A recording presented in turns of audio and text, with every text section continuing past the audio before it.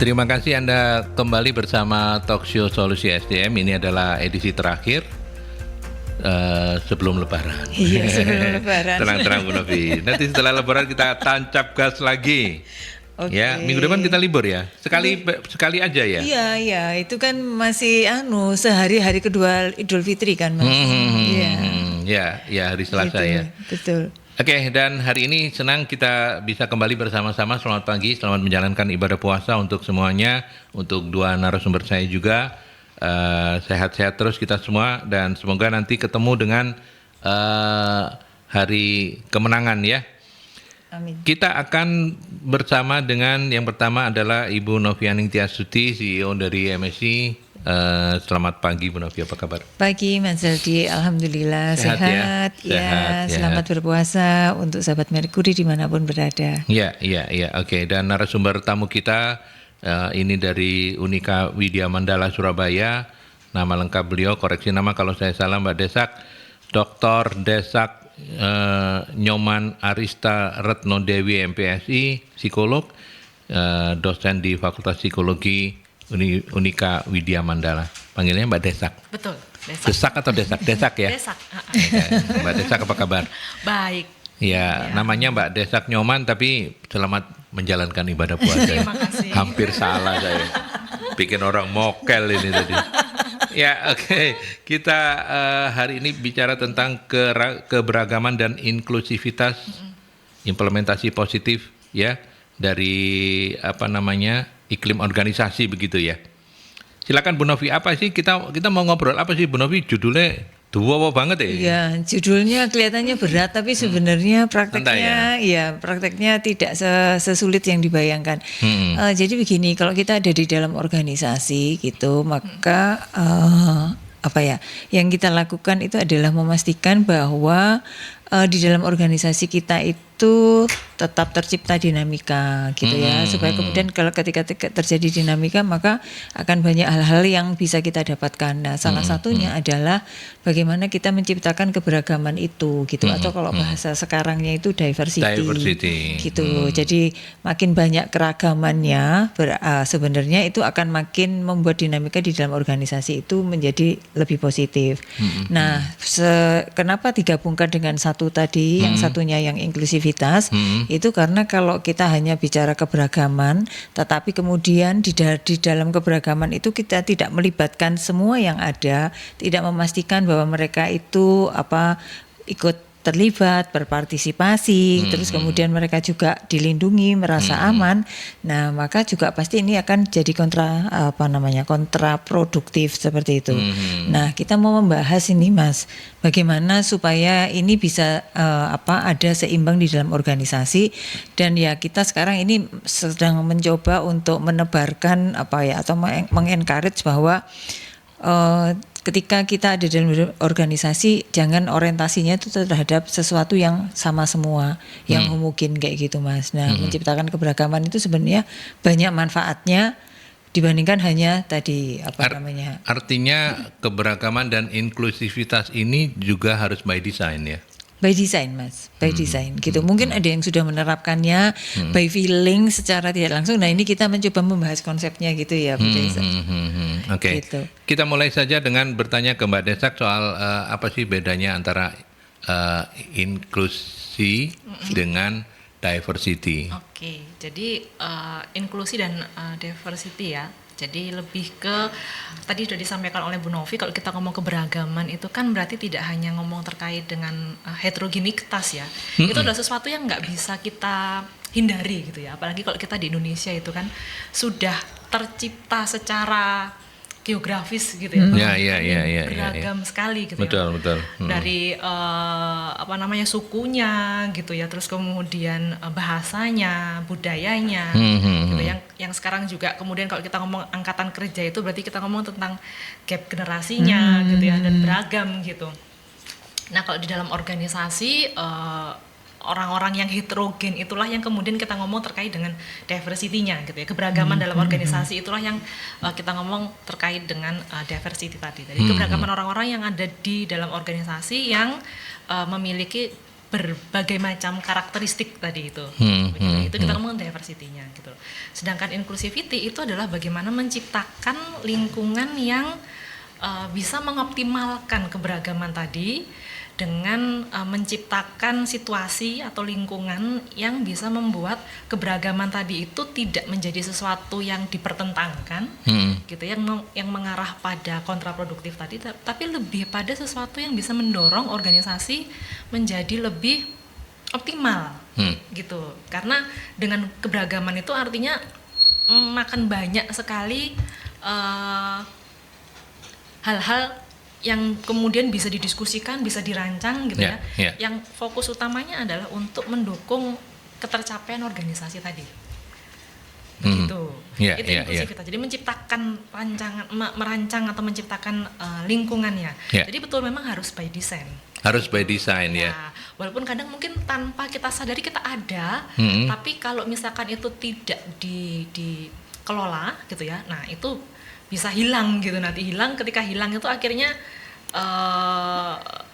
keberagaman tadi tidak menjadi sesuatu yang sifatnya produktif gitu ya, sifatnya mendukung, tapi malah menjadi kontraproduktif tadi. Artinya modal dasarnya ada, tapi ini yang kemudian kita bilang dengan by design itu ini mesti dikelola ini. Betul, Kalau tidak ya nanti lama-lama bisa hilang kata Mbak Desak ya. Betul. Nah, ketika bicara soal inklusif ini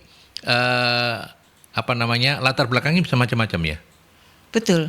Tadi Gimana? itu karena ini nggak bisa dipisah, Mas. Jadi keberagaman dan inklusivitas kenapa ini harus dijadikan satu?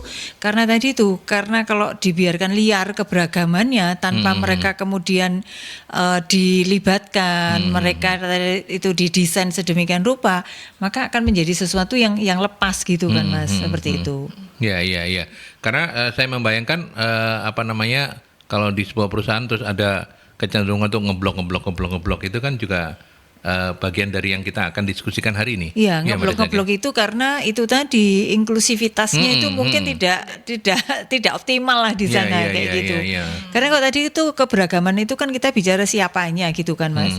Kalau inklusivitasnya bagaimana yang orang siapa Tadi itu mereka dilibatkan. Mengelompok gitu. dengan siapa? Ya, ini harusnya membaur lah ya. Betul. Membaur gitu. Apakah memang kecenderungan seperti ini masih cukup besar terjadi, Mbak Desak, sepanjang yang mungkin nanti Mbak Bu Novi juga bisa nambahkan, sepanjang yang diketahui dari realitasnya, gimana? Kalau dari realitasnya memang sekali lagi kita udah ada modalnya, artinya karakteristik atau keberagaman itu sudah ada gitu. Nah, memang tidak semua kemudian mengoptimalkan keberagaman yang ada gitu. Maka tadi itu masih ada tuh blok-blokan gitu, kubu-kubuan gitu ya. Terus kemudian masih ada praktek-praktek yang kemudian memunculkan semacam dalam tanda kutip mungkin kekerasan gitu ya. Artinya dalam tataran realita itu masih banyak terjadi. Masih ada gitu. Masih ada merasa terintimidasi, kemudian tidak diakui, merasa dikesampingkan begitu. Nah, itu masih ada gitu. Karena memang kemudian ada kecenderungan untuk memilih kelompok-kelompok tertentu gitu dibandingkan dengan yang sifatnya homogen dibandingkan dengan kemudian melibatkan semuanya. Oke, iya. Bu Novi, kira-kira sentimen apa saja yang seringkali menjadi pemicu munculnya inklusivitas ini? Oke, pertanyaannya ini agak politis gitu, sentimen. Iya. Ya kalau orang psikologi itu pertanyaannya mesti agak dikemas gitu. Ini talk show psikologi yang ini orang fisip gitu lah ya. Jadi bahasanya itu memang becekno medeni gitu loh. Iya. Jadi gini, mungkin yang kalau tadi yang ditanyakan Mas Aldi itu yang kita lihat misalnya adalah misalnya jabatan tertentu gitu ya di perusahaan yang katakan mayoritas perusahaan ini tanpa bermaksud ada unsur sara atau apapun gitu ya. Jadi kita bisa lihat misalnya ada kelompok jabatan tertentu yang misalnya kita ngambilnya dari orang-orang yang satu suku dengan kita, misalnya kayak gitu. Itu kan itu sudah satu hal gitu kan, Mas. Terus karena bisa dipercaya, maka kita carilah orang yang sejenis ini gitu kan. Sejenis seperti yang sama dengan yang ini tadi. Nah, ini kan sudah satu hal gitu, Mas. Kayak gitu. Terus misalnya meskipun kadang ini juga bisa terjadi karena tuntutan pekerjaan misalnya. Kalau misalnya kita ini punya customer customer yang kebanyakan misalnya, mohon maaf ini pebisnis yang Chinese kayak gitu, maka kita cari orangnya yang misalnya orang sales, orang agent, yang sales juga, karena mereka dianggap sama gitu kan, lebih mudah untuk masuk kayak gitu. Atau misalnya kita masuk ke inilah yang nasabah-nasabah yang kalau kita bicara bank gitu, yang syariah gitu, produk-produk syariah, maka kita juga akan mencari orang-orang yang kemudian kita anggap seperti itu gitu. Nah, ini kan memang keberagaman yang memang sebenarnya tuntutan bisnis. Tetapi kan sebenarnya yaitu tadi, kecuali misalnya kayak di syariah itu kan memang ketika masuk saja ya memang semuanya pada dasarnya harus muslim, bahkan ada syarat misalnya harus bisa ngaji yang seperti itu juga. Kalau itu kan memang nggak bisa dimasuki kecuali oleh orang-orang yang memang sudah mempunyai tadi itu syarat dasarnya. Tapi kan sebenarnya ada pekerjaan-pekerjaan yang tadi itu yang membuat kita ini memilih orang-orang tertentu. Misalnya ini ada yang kayak kolektor kayak gitu. Karena kita tahu ada orang-orang dari suku-suku tertentu memang orangnya keras, lebih berani. Maka kita pilihlah orang-orang, menempatkan orang-orang itu di sana kayak gitu. Nah, itu sebenarnya itu keberagaman yang memang karena tuntutan pekerjaan. Tetapi sebenarnya bagaimana manajemen memanajemen ini semua supaya itu tidak lepas gitu Mas, dan tidak kemudian berimpak kepada yang lainnya. Ya, artinya karena ini by design, artinya memang bisa diciptakan ya, sistemnya itu bisa gitu ya Mbak Desak ya. Nah, seperti apa strategi yang mesti diterapkan gitu loh, supaya apa yang kita inginkan dari keberagaman dan inklusivitas ini bisa berjalan. Yang pertama mungkin mesti dikenali dulu karakteristik dari keberagamannya kayak apa di situ, terkait dengan apa gitu ya. Karena kalau kita ngomong keberagaman kan nggak cuma ngomong terkait dengan suku ya, perbedaan generasi itu pun juga gitu. Karena karena kadang dalam prakteknya kan juga ada misalkan anak-anak muda itu karena mungkin dianggap, apalagi kalau yang sekarang generasi Z ini ya, terus banyak stereotip yang muncul atau stigma yang muncul terkait dengan generasi Z sekarang kan, anggapannya generasi strawberry lah dan sebagainya gitu ya, yang dianggap kurang bisa beradaptasi, nggak struggle gitu ya, kurang gitu. Struggle gitu ya. Nah, dalam aktivitas kerjanya, interaksi kerjanya gitu ya, itu seringkali kemudian pada beberapa ini ya, yang mungkin generasi di atasnya yang juga masih lebih dominan gitu ya, itu cenderung kemudian tidak dilibatkan dalam aktivitas-aktivitas yang sifatnya mungkin strategis gitu ya, baik pengambilan keputusan atau apapun gitu.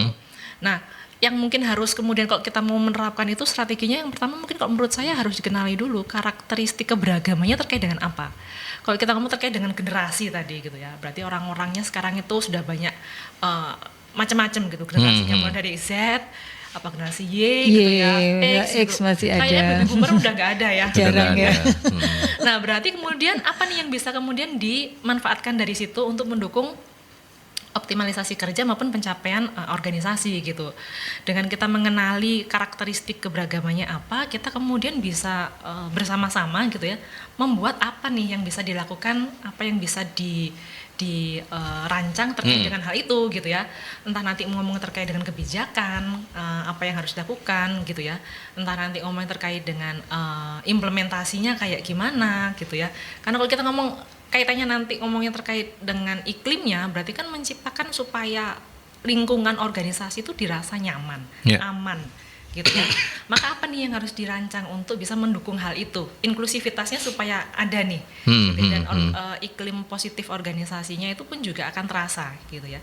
Sehingga apa nih, dengan melibatkan orang-orang yang beragam tadi gitu, karena kan nanti mereka yang memang berinteraksi ya, betul. Interaksi itulah yang kemudian nanti mereka rasakan juga apakah interaksi yang ada itu bisa mendukung mereka menjadi optimal karena mereka merasa aman, nyaman dan tadi itu, atau malah mereka merasa tidak aman, merasa terancam, merasa terintimidasi. Nah, itu kan impactnya nanti ke kinerja individunya maupun kinerja organisasinya.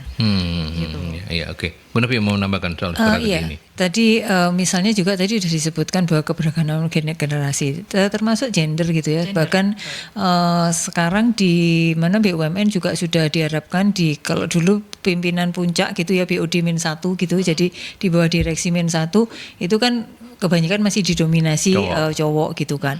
Nah sekarang sudah diwajibkan harus berapa persen ya, 5% kalau nggak salah di BOD -1 sampai berapa itu harus ada sekian persen woman leader kayak gitu.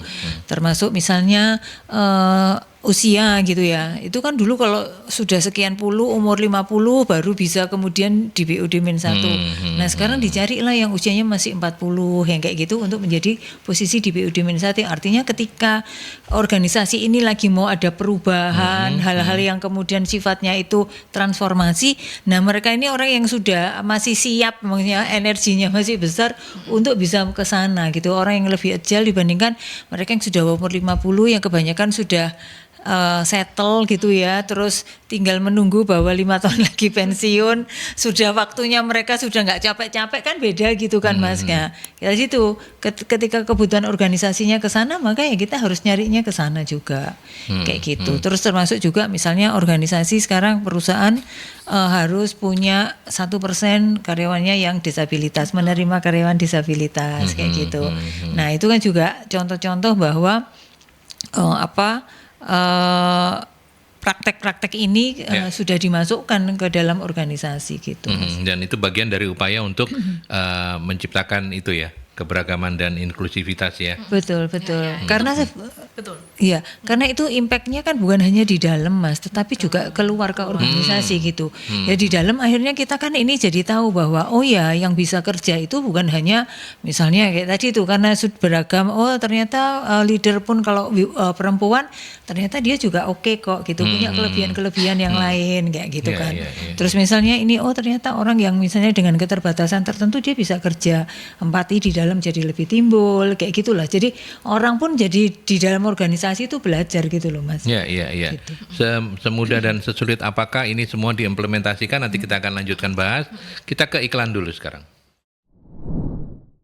Ya, bagaimana kemudian membangun sebuah iklim yang menunjukkan keberagaman dan inklusivitas di dalam sebuah organisasi perusahaan itu apakah mudah atau tidak, dan bagaimana juga leader mengambil peran untuk bisa apa istilahnya jadi contohnya begitu ya. Jadi gimana Mbak? Apakah memang kan ini by design gitu ya? Artinya orang oh ya benar bagus setelah dengerin kita gitu. Tapi semudah dan sesulit apakah untuk pengimplementasiannya Mbak Desa? Ya kalau kita ngomong semudah apa harusnya nggak sulit ya, karena kita ada modalnya sebenarnya. Oke. Gitu ya. Karena kita ngomong tadi keberagaman kita memang sudah ada gitu ya. Kalau ngelihat karakteristik kita di Indonesia gitu ya. Tapi memang nggak gampang juga sebenarnya gitu ya, karena kita ngomong berarti kan ini kita harus merubah pola pikir ya.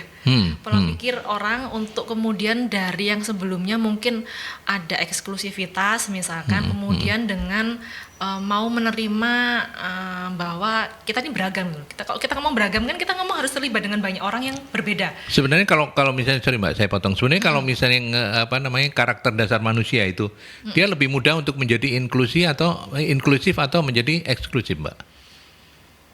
Mayoritas maksudnya. Kalau kita ngomong dari budaya kita ya, kalau kita ngomong budaya kita itu harusnya kita kan inklusif ya? Iya, karena kita ngomong budaya kita Jawa gitu ya. Jawa itu kan sangat kekeluargaan sekali betul, ya. Betul. Nah itu kan sebenarnya sudah terbentuk. Ya, Mbak kan orang Bali, ada Bali-Balinya gitu. Kalau kita orang Jawa.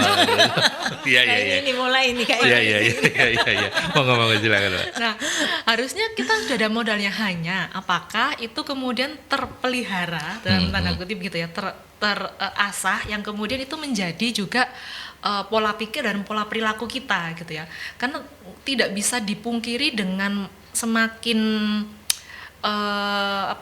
dinamika kehidupan yang semakin cepat, persaingan dan sebagainya itu kan kemudian menuntut orang fokusnya pada gimana kita bisa hidup gitu aja ya.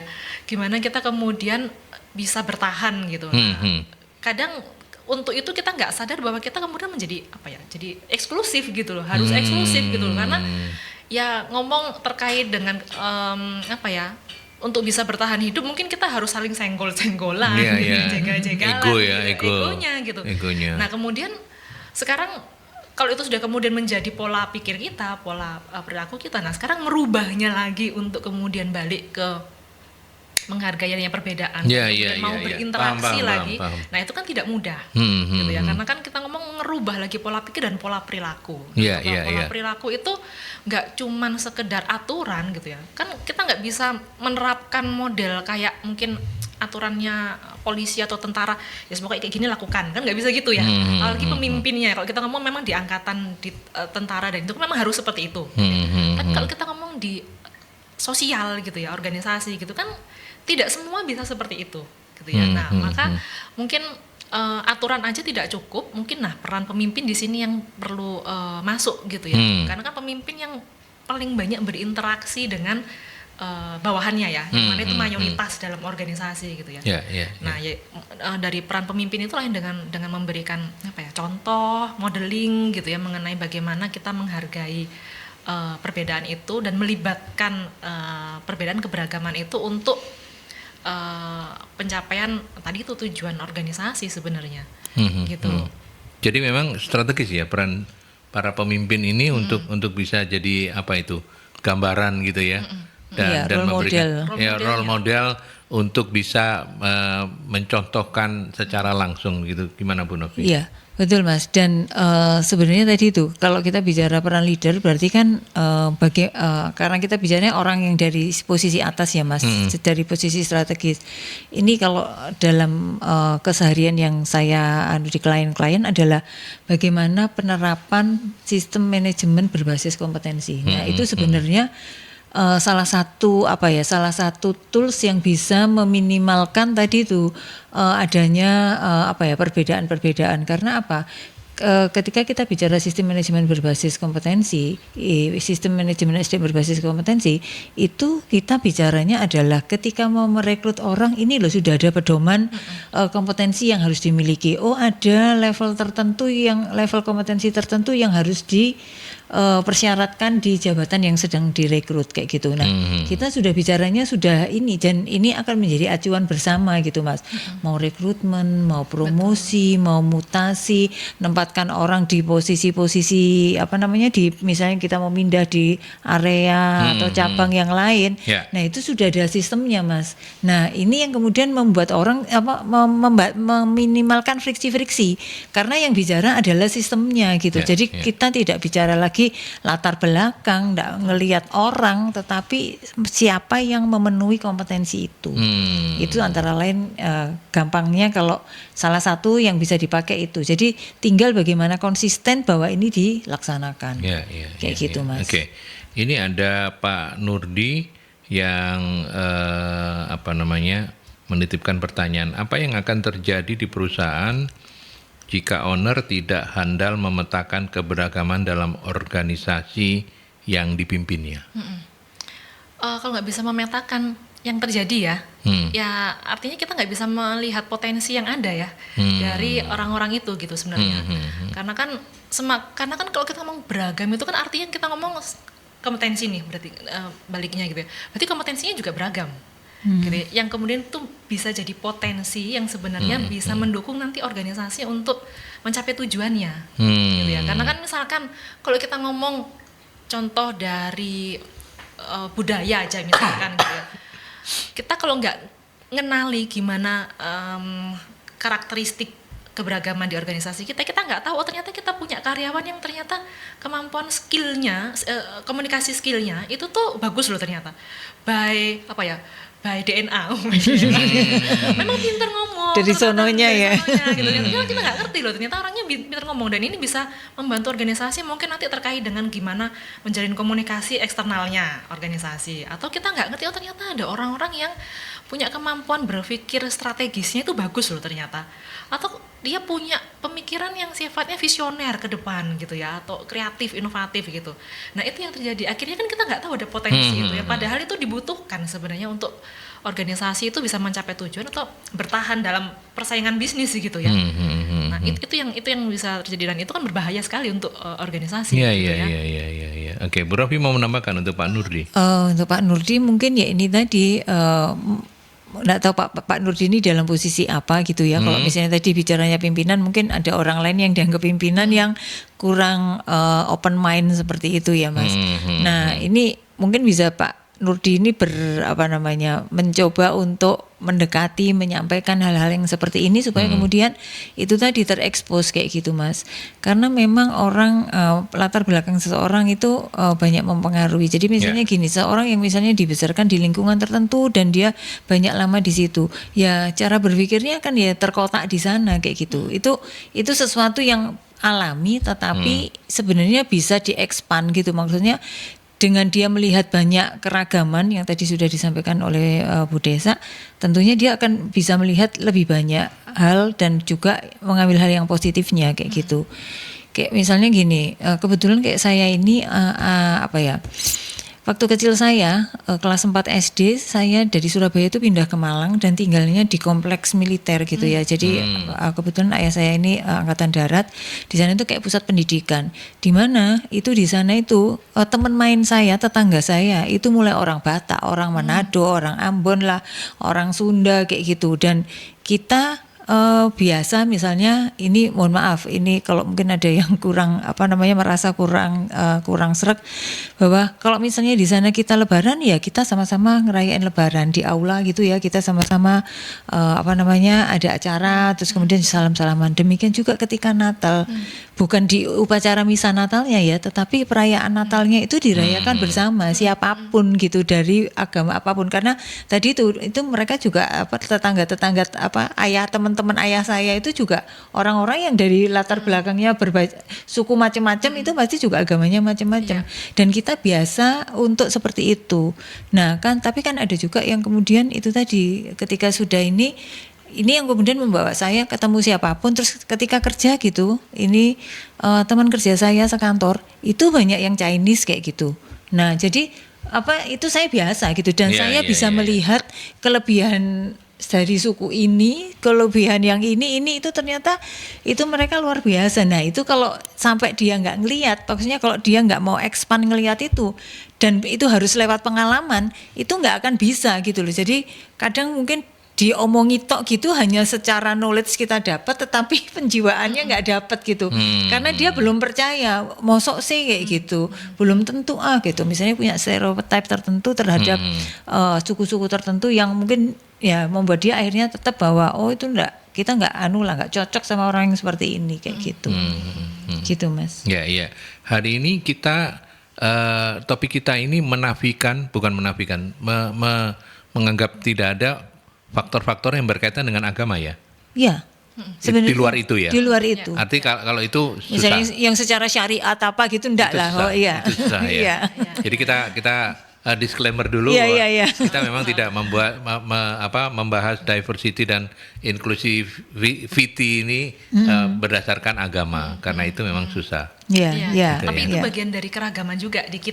Betul. Iya. Cuman kan kalau kita mengasumsikan kalau di kota sebesar Surabaya itu relatif sudah tidak terlalu ini ya. Apalagi di tempat kerja. Iya. Gitu. Ini mohon maaf juga ini. Bahkan ini saya ngalamin. Saya mau ngajak gitu ya narasumber untuk di acara ini gitu. Ada yang nanya, ini genrenya apa radionya gitu. Gitu. Jadi gitu ya. Iya, ada yang sempat nanya kayak gitu. Ya, sudah saya jelaskan, saya sampai cek googling, saya share ininya gitu. Dia tetap memilih tidak, katanya gitu. Gitu. Nah ini kan sebenarnya wong kita ini sharing-sharingnya bukan sharing sesuatu yang ini gitu, dan yang mendengarkan orang juga beragam gitu kan. Seperti itu Mas. Ya, jadi makanya itu kita semoga nggak kayak gitu tadi atasannya Pak Nurdi. Iya, kalau itu sudah tidak bisa dikomentari gitu ya. Nggak bisa dikomentari, betul. Iya. Oke, sekarang kita menganggap semuanya sudah on track gitu, dan kemudian kita ingin lebih konkret lagi soal program-program. Mbak Doktor ini. Iya, betul. Panggil Mbak, tapi ini sudah sekolahnya S3, saya S1 berapa tahun gitu. Mbak Doktor ini masih muda sudah S3 gitu. Apa program-program konkret untuk bisa menjabarkan tentang keberagaman dan inklusivitas ini? Kalau program-programnya sebenarnya banyak ya. Bagaimana bentuk sebenarnya lebih ke, kan kalau kita ngomong inklusivitas kan lebih bagaimana lingkungan itu menciptakan situasi yang aman, nyaman tadi ya, membahagiakan gitu ya, secara psikologis dan mentalnya, sehingga orang-orang itu merasa bisa optimal gitu. Kalau kita ngomong dalam konteks psikologi, aktualisasi dirinya gitu ya, itu tuh bisa keluar gitu ya, tanpa merasa dipaksa gitu ya. Nah, bentuk kegiatannya macam-macam, bisa kemudian kita memberikan apresiasi gitu ya. Yang kadang itu kita nggak sadar, kita cuman kalau misalkan ada rekan kita yang berhasil dalam suatu hal gitu ya, pencapaian gitu, mungkin kita ya biasa aja gitu ya, tapi kadang itu dibutuhkan gitu ya, itu kebiasaan untuk memberikan apresiasi, kemudian memberikan selamat, ucapan gitu ya, itu salah satu bentuk gitu ya. Kemudian yang lainnya sebenarnya apa namanya, kalau ini sekali lagi kita tidak ngomong terkait dengan agama, bentuk juga kalau dalam bulan Ramadan ini kan misalkan jam kerjanya dikurangin ya, dipersingkat gitu ya, jam masuknya dipanjangi, bukan dipanjangin, dimajukan. Terus pulangnya cepat gitu ya. Nah, itu kan salah satu bentuk bagaimana menghargai adanya perbedaan dalam konteks tim atau anggota organisasi yang mungkin muslim sekarang gitu ya. Atau kalau mungkin terkait dengan perayaan-perayaan gitu, perayaan tidak harus terkait dengan keagamaan gitu ya, tapi juga mungkin hari-hari tertentu yang misalkan terkait dengan hari kasih sayang gitu, terus kemudian hari happiness day, sekarang kan ada happiness day ya. Nah, itu bisa dibikin tuh perayaan-perayaannya, atau kita bikin perayaan-perayaan yang untuk menghargai keberhasilan gitu ya, atas pencapaian apa yang dicapai oleh tim kita, rekan kita. Nah, itu bentuknya diantaranya begitu. Oke. Benar, mau menambahkan.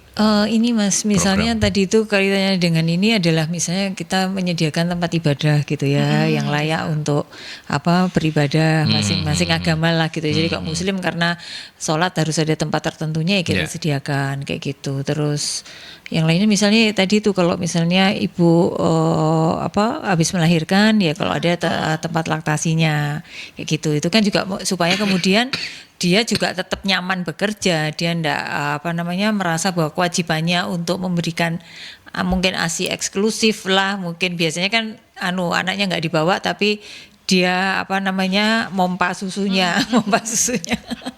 gitu. Mompa air susu betul. Ya, kalau susunya dipompa. Ini puasa loh, Novi, ini gimana sih? Iya kan, tahu maksudnya kan ya. Iya. Seperti itu.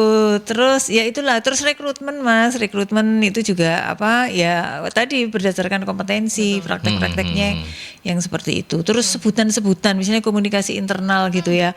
Sebutan-sebutan gitu yang tidak menyudutkan ini tertentu gitu kan. Misalnya ini mohon maaf ini kalau misalnya hei kacong gitu. Nah, itu kan buat beberapa orang itu tidak menyenangkan gitu kan gitu. Misalnya kita tahu ada ini kan ya nggak bisa kayak gitu kan Mas misalnya.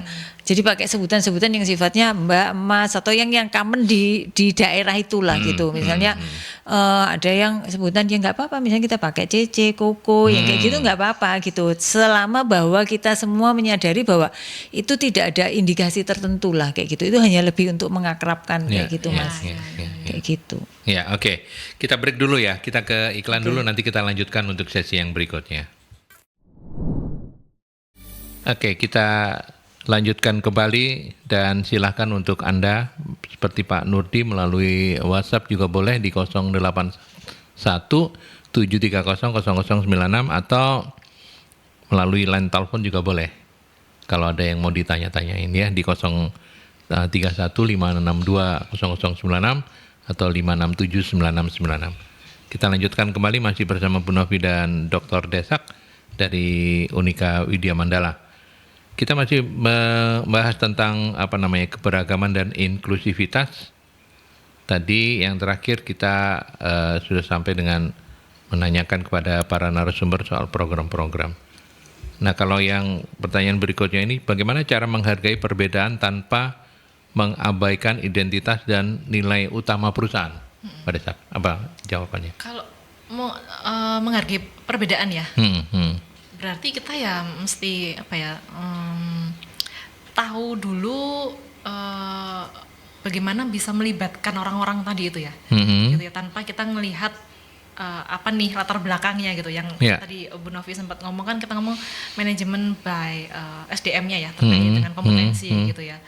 Nah mungkin dengan begitu kita jadi lebih ngelihat orangnya itu nggak ngelihat ke backgroundnya, ke karakteristiknya, tapi apa kemampuannya, gitu. Artinya kita nggak fokusnya kepada hal yang dia kayak gini, nggak sama dengan kita seperti ini, tapi apa yang dia punya, apa kemampuan apa yang dia miliki, itu yang kemudian jadi poinnya gitu ya, untuk bisa mendukung tadi itu organisasi ini mau kemana, gitu. Nah itu mungkin yang bisa dilakukan ya. Ya. Bu Novi, kalau soal ini apa namanya, tanpa mengabaikan identitas dan nilai perusahaannya. Iya, jadi gini, misalnya nih budaya untuk membudayakan untuk speak up Mas gitu. Jadi artinya setiap orang punya kesempatan untuk bicara dan mereka tidak takut-takut untuk menyampaikan apa yang dipikirkan. Nah ini kan sebenarnya itu tadi ya, mendukung pastilah nilai-nilai organisasi yang dimanapun, misalnya keterbukaan, kolaborasi yang seperti itu. Terus misalnya juga cara yang lain ini dengan tadi itu kita sudah tahu orang ini beragam gitu ya. Kita dalam suatu penugasan atau proyek lah atau apa. Nah ini dibentuklah tim dari orang yang beragam ini Mas, kayak gitu, supaya kemudian jadi tahu bahwa oh ya kerja dengan orang beragam, misalnya tadi beragam lintas generasinya, dari bidang yang berbeda-beda kayak gitu. Nah itu sebenarnya juga kita bisa melihat sesuatu perspektif yang berbeda gitu Mas. Misalnya nih orang sales dicampurkan dengan orang produksi, dengan orang QC gitu kan. Terus kemudian orang marketing gitu, orang HR, orang purchasing gitu. Nah, mereka misalnya masuk di dalam tim yang sama gitu dalam satu project gitu, apalah kepanitiaan atau apa. Nah, dari situ kan sebenarnya kita jadi ngelihat gitu. Yang mungkin kita ini benci sama orang QC karena iki yo bolak-balik sing nyekerapi hasilku yang ini sudah sekian ternyata dianggap kualitasnya kurang bagus kayak gitu. Terus misalnya orang orang sales sama orang keuangan mungkin juga yang itu tadi, yang sales yang nature-nya promosi gitu ya, ngeluarin dana-dana gitu biaya. Nah orang sini yang orang finance-nya ini yang kemudian juga ngirit-ngirit kayak gitu. Nah di dalam proses itu sebenarnya kita jadi bisa ngelihat gitu loh, bahwa kalaupun mereka melakukan itu sebenarnya lebih karena peran pekerjaannya, bukan orangnya loh, kayak gitu loh. Nah kayak gitu Mas, misalnya contoh-contoh yang kita bisa lakukan seperti itu. Ya tadi barusan Bu Novi bilang kebudayaan atau keberanian untuk speak up itu mesti bisa bisa difasilitasi untuk semuanya. Tapi persoalannya kan kemudian ketika orang sudah berani speak up, nah seberapa penting juga untuk kita bisa memberikan kesan bahwa kalau ataupun gitu. Untuk didengarkan. Artinya usulanku ternyata didengar kok. Ini buktinya kayak gini-gini. Nah, itu gimana? Karena kan cukup banyak juga masukan-masukannya. Tapi kan yang bersangkutan ini supaya mau mengikuti keberagaman dan lain sebagainya tadi itu kan harus juga merasa oh iya kok ternyata begitu speak up ya aku didengar kok. Nah itu gimana Mbak Desa? Iya berarti mungkin harus dibiasakan ya, dijadikan sebagai suatu kebiasaan gitu dalam organisasi gitu ya, bahwa kalau kita mau dapat banyak perspektif, banyak sudut pandang untuk bisa kita dapatkan solusi atas persoalan yang ada, berarti kita kan juga harus dapat dari berbagai sumber nih, berbagai orang gitu ya. Sehingga adanya peluang tadi yang dibuka untuk semua bisa ngomong tadi itu bisa menjadi media untuk kita dapat banyak perspektif gitu kan. Dan ya memang namanya orang berpendapat itu kan kadang diterima kadang enggak ya. Iya sih. Situasinya topiknya gitu ya. Betul. Tapi paling tidak bukan fokusnya diterima atau enggak, tapi lebih ke ternyata aku dikasih kesempatan loh untuk bisa terlibat, untuk bisa ngomong, untuk bisa berkontribusi melalui mungkin saran yang aku sampaikan, ide atau perspektif yang aku punya gitu. Artinya memang leader atau manajemen itu perlu memastikan bahwa yang bersangkutan itu ngerasa seperti itu. Meskipun mungkin idenya memang tidak mungkin kalau diterapkan semuanya tambah nggak karu-karuan gitu kan. Mungkin idenya belum masuk, tapi bahwa dia oke, terima kasih loh ya udah didengar itu sudah berani bicara gitu ya. Itu apresiasi kan. Itu apresiasi ya. Itu bentuknya kita menghargai itu tadi apa yang sudah dia upayakan gitu ya. Untuk berani ngomong itu kan nggak gampang. Nggak gampang ya, Kita betul. kan ada di budaya yang memang kalau kita ngomong lagi-lagi nih, ini bukan ngomongin nyalahin budaya Jawa ya. Kalau kita ngomong budaya Jawa itu kan karena ada unsur tata krama dan sebagainya, anak itu kan nggak boleh ngomong kalau ada orang tua ngomong gitu ya. Seringkali itu kemudian tanpa kita sadari itu menekan kita gitu, yang kemudian keberanian untuk berpendapat itu akhirnya ditahan gitu. Sehingga ketika dia berani berpendapat itu perlu kita apresiasi gitu, bahwa dia mau nih ngomong gitu ya. Kan kadang suka di sini tuh ngomong harusnya kayak gini tapi nggak berani ngomong gitu, cuman dalam hati aja atau dalam pikiran aja gitu. Padahal bisa jadi ketika dia ngomong, oh ternyata itu benar loh, bisa loh kita terapkan gitu loh. Nah itu ketika akhirnya ada yang berani ngomong, berani berpendapat, mau menunjukkan kontribusinya, inisiatifnya, nah itu perlu dihargai. Ya, oke. Ketika ditanyakan strateginya, berarti ya apresiasi itu bisa menjadi salah satu bentuk strategis untuk itu. Bu Novi mau menambahkan? Ini yang jelas kalau kita bicaranya dalam konteks organisasi, maka itu tadi harus align dengan apa yang dilakukan organisasi gitu Mas. Artinya ketika tadi berani speak up dan kemudian itu sebenarnya untuk perbaikan hal-hal yang lebih baik, ya itu kita kita akomodasi seperti itu. Terus kalaupun misalnya ini belum bisa dilaksanakan meskipun itu baik, ada penjelasannya Mas gitu loh. Kenapa kok belum bisa dilakukan? Nggak tahu harus bertahap, ataukah mungkin perlu resource yang lebih besar, ataukah mungkin ini saat sekarang ini mungkin dibutuhkannya tidak di dalam waktu dekat, dalam setahun 2 tahun kita belum perlu. Nanti mungkin di 5 tahun yang akan datang, nah baru kita akan realisasikan yang seperti itu. Jadi ada penjelasan, terus kemudian juga ada penjelasan dan harus align dengan tujuan organisasi. Ini ada satu contoh nih, kemarin waktu kita di kantor saya, teman-teman saya minta untuk bikin panitia ini bakti sosial Ramadan gitu Mas ya. Terus sudah hari akhir awal Januari yang lalu kita juga ada bakti sosial juga gitu. Nah, itu ada panitianya. Si A sudah jadi seksi apa dokumentasi, ini perlengkapan, yang ini apa sudah gitu. Sekarang ini panitianya dirubah. Jadi ketua panitianya itu merubah yang biasanya pinter ahli di administrasi disuruh jadi dokumentasi. Terus yang dengan pertimbangan bahwa supaya punya pengalaman untuk bisa melakukan itu. Nah itu sempat, kalau itu saya dengarkan, saya memang nggak ikut masuk gitu ya, tapi sempat saya dengar ini protes keras bahwa kalau saya disuruh dokumentasi nanti sensenya nggak dapet, tambah jelek semua yang kayak gitu-gitu. Alasannya apa gitu. Tapi ya itu tadi, terus ada penjelasan seperti itu. Meskipun pada akhirnya terus kemudian ya komprominya adalah bahwa tadi itu yang didokumentasi diserahkan ke yang ahlinya gitu. Karena nanti ini juga mau dipublish gitu kan. Jadi supaya jadinya juga bagus. Jangan hanya terus cuma rolling-rollingan aja seperti itu. Tetapi nggak tahu, saya kemarin ada yang dirubah nggak? Saya nggak tahu. Ada yang dirubah nggak? Oh, dokumentasi. Akhirnya dokumentasi balik lagi ke ininya.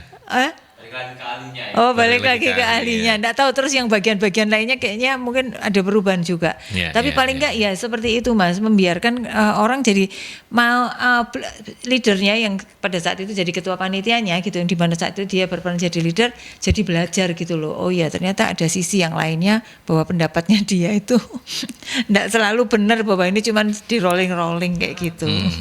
Ada Pak Dedi, mungkin ini juga menjadi penanya terakhir karena waktu kita ya. Pak Dedi menanyakan gini, bagaimana kalau ada seorang bos yang membedakan perlakuan antara karyawan yang muda dan yang dewasa? Dewasa ini mungkin yang senior gitu ya. Pada mereka yang masih muda, bosnya ini lebih perhatian, tapi pada yang dewasa sikapnya sebaliknya gitu. Apakah dalam kasus ini si bos bisa dibilang kurang memahami keberagaman? Mohon pencerahannya gitu. Silakan, Bu Dokter. Ya, membedakan dalam hal apa nih ya? Iya, ini perlakuan katanya. Perlakuan itu kan juga banyak ya. Iya. Nah, kalau misalkan perbedaan perlakuan karena apa? Mungkin karena bosnya muda, jadi sama yang tua-tua itu alergi atau gimana gitu kali ya. Atau gimana kalau misalnya kayak begitu? Misalnya ada kayak begitu. Ya bisa jadi ada seperti itu ya. Memang kalau misalkan kasusnya tadi ada seperti itu gitu ya. Nah membedakannya itu kan bisa dalam berbagai macam gitu ya.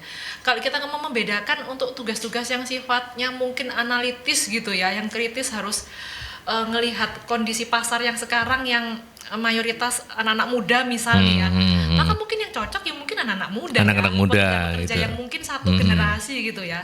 Sedangkan yang lebih dilibatkan gitu ya. Sedangkan yang generasi yang sudah senior mungkin nggak dilibatkan gitu ya. Atau mungkin kalau kita mau kepanitiaan misalkan, kan butuh yang lebih gesit ya mungkin ya. Sehingga mungkin perlakuannya terhadap yang lebih muda itu lebih didorong untuk aktif gitu ya dibandingkan dengan yang lebih senior gitu ya. Nah, dalam beberapa hal mungkin itu oke gitu ya, tapi kan harus memang disesuaikan dengan apa nih yang menjadi tugasnya, tujuannya, targetnya mau apa. Maka kalau dilihat untuk pencapaian targetnya, karakteristik aktivitas kerja yang dibutuhkan itu cocoknya dengan yang mana. Ya. Jadi balik lagi nanti ngaitkannya dengan kompetensinya tadi. Ya, artinya tidak serta-merta kalau misalnya yang tua itu atau yang senior itu dianggap nggak bisa semua gitu ya. Betul, gitu. Karena Tetap harus ada ini. Iya, karena kalau kita ngomong senior kan berarti pengalamannya lebih ya, Iya. dibandingkan dengan yang masih junior ya. Tapi kalau mengenai kegesitan mungkin bisa jadi yang lebih junior itu lebih cepet gitu ya.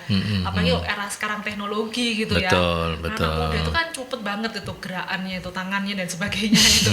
Saya kok juga ngeliat mahasiswa saya tuh pada gitu. Udah Bu, gitu. Nah cepet banget ya.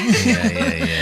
Dan kan kalau yang senior mungkin karena pengalamannya sudah lebih gitu ya, mungkin dari sisi cara berpikir, kemudian itu tadi lebih ini ya, lebih bisa memberikan masukan yang berbeda gitu ya sifatnya gitu ya dibandingkan yang muda-muda tadi. Ya, artinya Pak Dedi mungkin kalau misalnya ini adalah keluhan tentang bosnya, ya kepada bosnya dikasih tahu atau diberikan nasihat lah ya. Bukan nasihat, masukan lah ya. Bahwa nggak bisa serta-merta yang dewasa itu kemudian dianggap lebih lambat, lebih apa, semuanya memang iya karena umur, tapi mestinya tetap proporsional gitu ya, seperti kata Bu Novi. Mau menambahkan apa ini? Kayaknya enggak, saya ini. tuh penasaran Pak Dedi ini masuk kelompok yang mana gitu loh. Jangan-jangan dia yang senior ya ini ya. Iya, jadi saya nggak tahu, makanya pertanyaan karena ini hanya bertanya gitu ya, nggak tahu konteks ininya. Jadi kalau misalnya Pak ada yang termasuk senior tadi, pastikan kalau kita ini kelompok senior, tapi jangan yang keterbelakang lah gitu. Terbelakang itu maksudnya jangan ketinggalan teman-teman kayak gitu ya, sehingga kemudian apa ya, buat yang muda ini, wih gitu aja kok nggak bisa kayak gitu kan. Karena ini saya juga kemarin ada pelatihan gitu kan. Yang saya lihat bahwa ini masing-masing kan kita lagi nyusun gitu, nyusun kamus kompetensi, terus minta perspektif dari macam-macam. Semua ini saya lihat ya, karena ini ngisinya di Google Drive, jadi filenya ada di sana, sudah disediakan tempatnya, mereka bisa ngisi gitu ya. Saya lihat yang ngisi itu memang muda-muda gitu, yang main itunya gitu. Kalau yang senior itu cuma lihat gini kayak gitu aja gitu ya. Terus sudah ini yang ini ada yang mewakili semua. Ketika kemudian ini bagian sampai di HR, HRO ada. Ini orang JE-nya mana kok nggak ada? Pak, gimana? Hihihi, ketawa-ketawa. Saya dibantu ini. Loh iya, tapi di mana hasil kerjanya?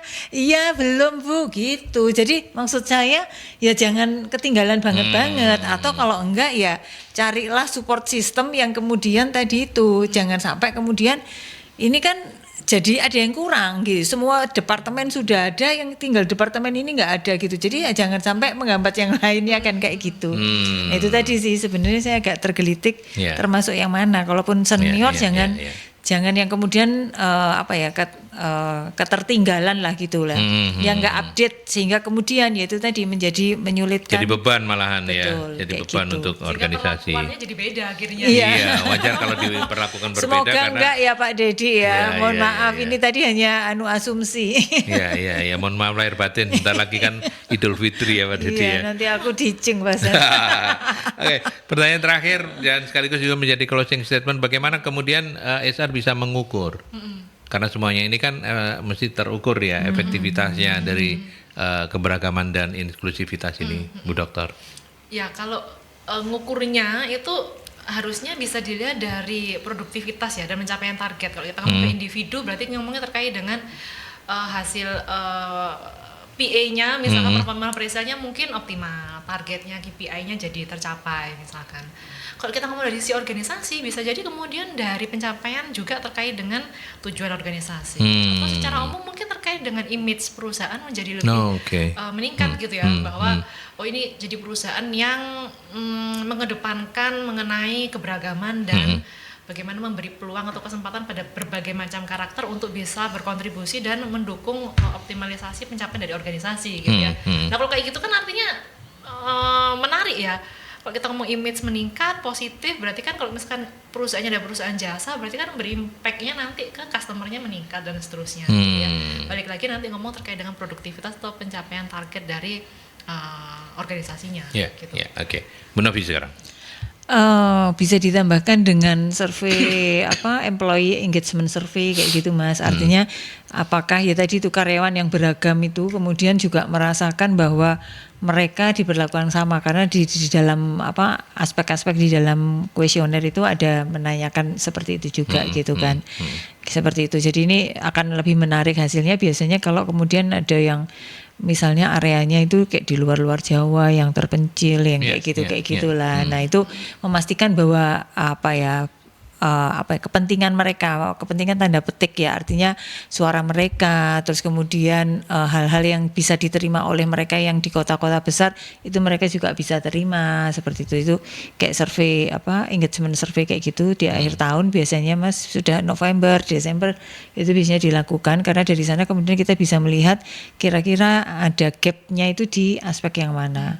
Kalau mau lebih ini juga ada survei yang climate organization kayak gitu, ada seperti itu, bisa pakai survei seperti itu Mas. Atau juga ya tadi itu banyak kayaknya keluhan kayak gitu dari karyawan. Nah kontrasnya productivity tadi, banyak karyawan yang kemudian kayak turnover-nya jadi tinggi yang kayak gitu.